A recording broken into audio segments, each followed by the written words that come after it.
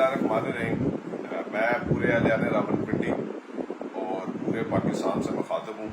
अभी मगरब की नमाज के बाद फर्जंद पाकिस्तान शेख रशीद अहमद साहब को बैरियर टाउन फेज़ 3 से पंजाब पुलिस की भारी तादाद ने फोर्स आरसी और वर्दी में लोगों ने गिरफ्तार किया और गिरफ्तार करने के बाद ये नहीं पता कि वो इस वक्त कहाँ पर हैं।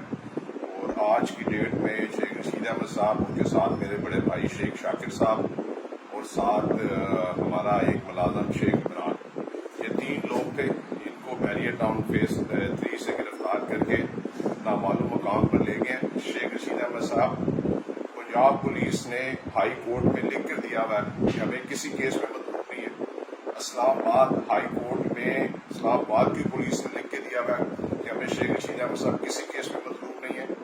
और उन्होंने पहले दिन से 9 मई के वाक़े की मजम्मत की है और मैं भी 9 मई के वाक़े की मजम्मत करता हूँ। लेकिन जो हालात है, वाक़यात आपके सामने हैं।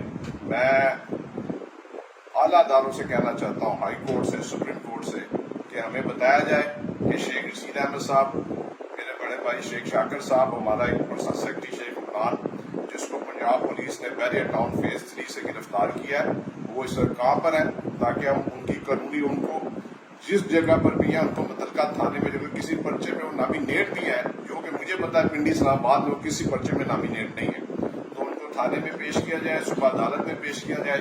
हम कानूनी जंग लड़ेंगे इंशाअल्लाह ताला और अपने हक के लिए हम खड़े हैं। हमारे ज़ात पर कोई करप्शन का इल्ज़ाम नहीं है, ना हम चोर हैं, ना डकैत है, ना मंशियात फरोश हैं।